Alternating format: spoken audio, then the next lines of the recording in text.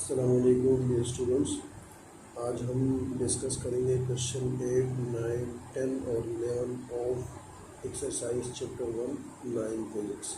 इससे पहले दो वीडियोस में हमने इसके एमसीक्यूज़ और इसके टेबल्स जो है ना वो डिस्कस किए थे वेरी इजी तरीके से कि how to solve MCQs and how to find correct answer. ठीक है, तो आज की वीडियो में हम क्वेश्चन नंबर 8 से शुरू करते हैं।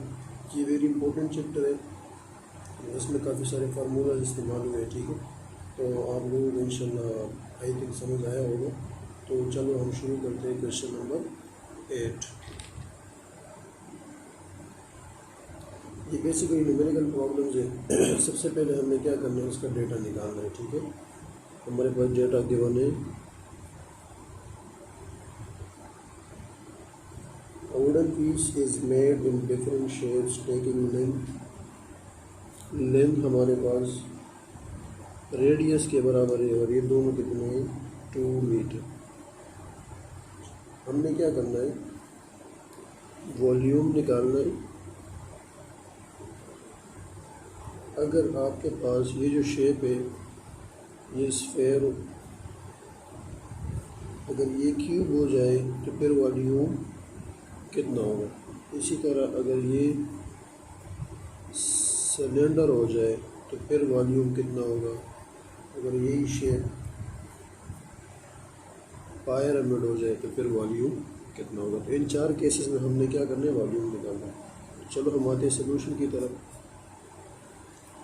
पहले हम करते हैं एज स्क्वायर। तो हमारे पास फार्मूला है as we know that volume हमारे पास किसके बराबर है 4/3 pi r cube. Values put कर दे 4/3 3.14 और आर हमारे पास कितना है 2 की। कैलकुलेटर यूज़ करते हैं।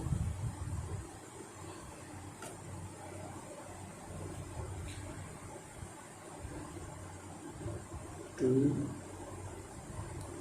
3 मल्टीप्लाई बाय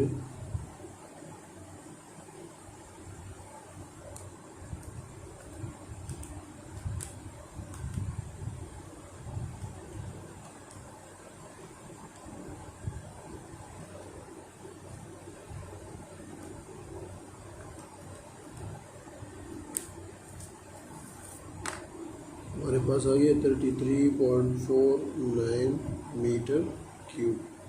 ये वॉल्यूम ऑफ स्फेयर आ गया। ठीक है, अब पार्ट बी में हमारे पास क्या है, क्यूब। तो एज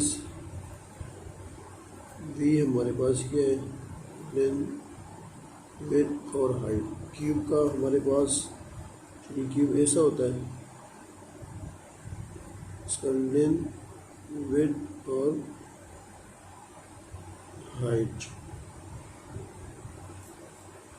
ये इसका हाइट हो गया। इन तीनों को मल्टीप्लाई करने से हमारे पास वॉल्यूम आ जाएगा 2 2 और 2। हमारे पास 8 मीटर क्यूब।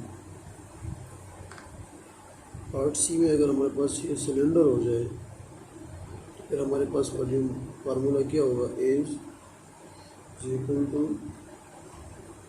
आई आर स्क्वायर एच। ये फार्मूलाज आप लोगों ने याद करने, बहुत इंपॉर्टेंट फार्मूलाज है। ठीक है, वैल्यूज पुट कर दें। एच आपके पास 2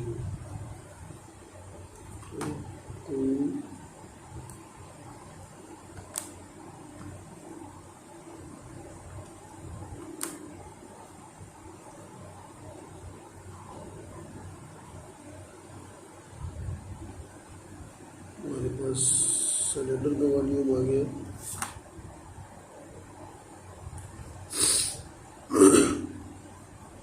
अब अगर ये पायरामिड हो तो पायरामिड किसे कहते हैं, आप लोगों ने काइट देखा होगा, काइट की तरह होता है। ठीक है, तो हमारे पास फार्मूला क्या है, as equal to l square h 3 2 2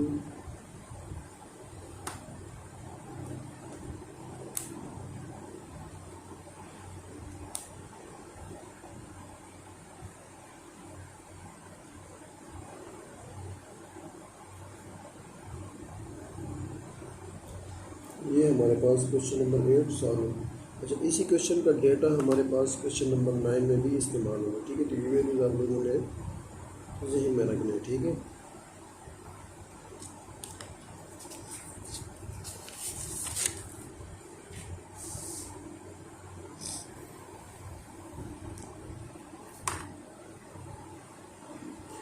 हम आते हैं क्वेश्चन नंबर 9 की तरफ। तो हमारे पास डेटा किया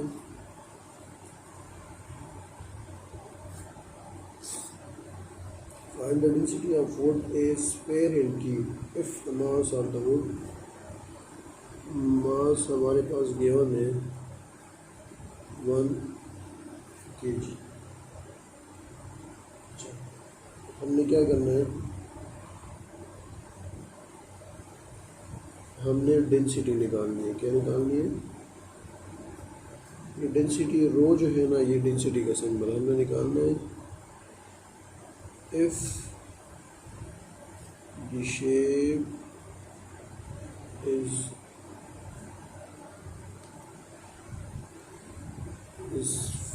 fair और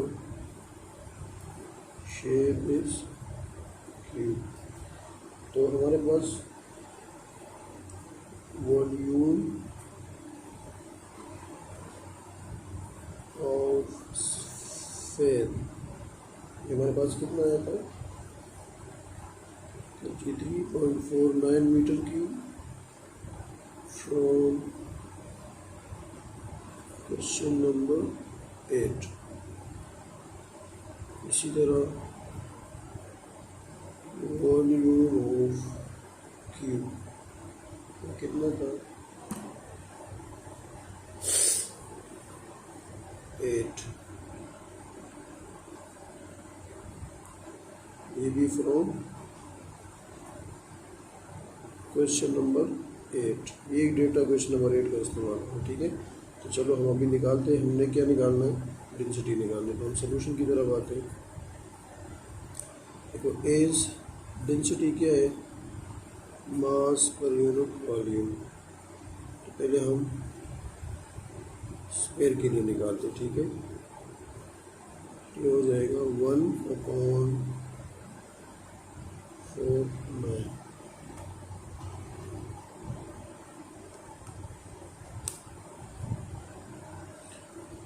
029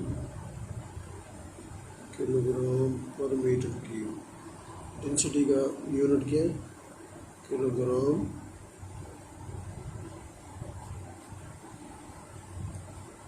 पर मीटर क्यूब।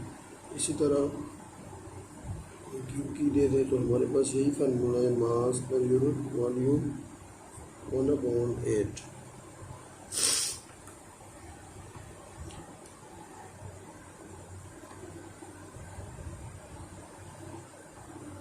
ये हो जाएगा हमारे पास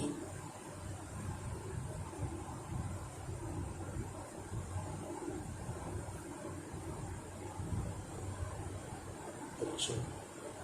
अब इन्होंने ये पूछा है कि is there any change in density due to shape? Yes, बिल्कुल।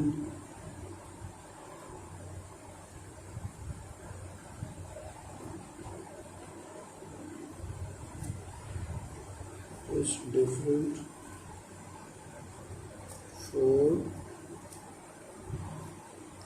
Different shapes.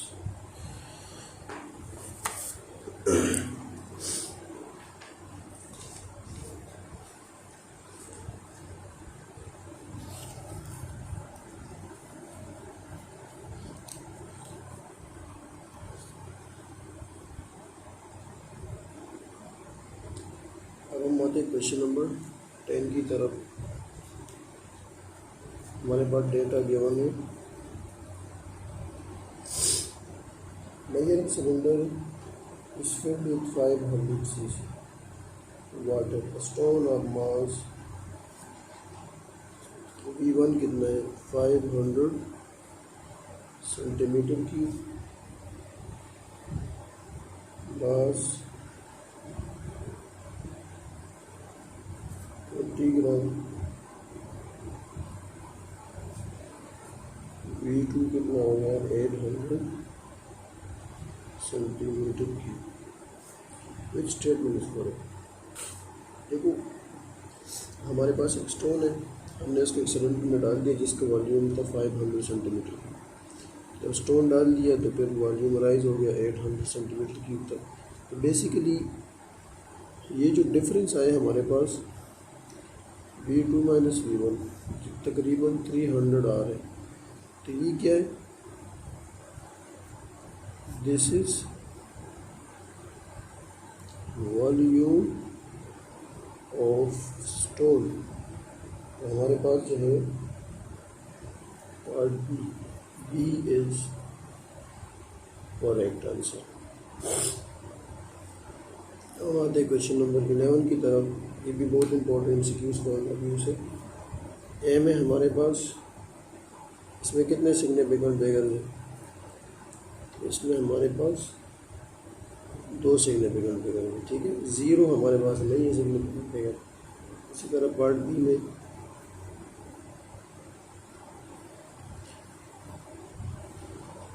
इसमें हमारे पास 4 है। याद रखो कि हमारे पास जब पॉइंट के बाद सिग्निफिकेंट डिजिट आते हैं और उसके साथ 0 आए तो वो भी सिग्निफिकेंट फिगर होते हैं, इसलिए इसके अंदर 4 सिग्निफिकेंट फिगर है। 100 और सेम इज दिस केस। अगर 2 सिग्निफिकेंट फिगर के दरमियान 0 आते हैं तो वो भी हम काउंट करते हैं। इसी तरह पॉइंट के बाद जो जीरोज आते हैं वो भी हम काउंट करते हैं। टोटल है 1 2 3 4 5 6 7 8, ये टोटल 8।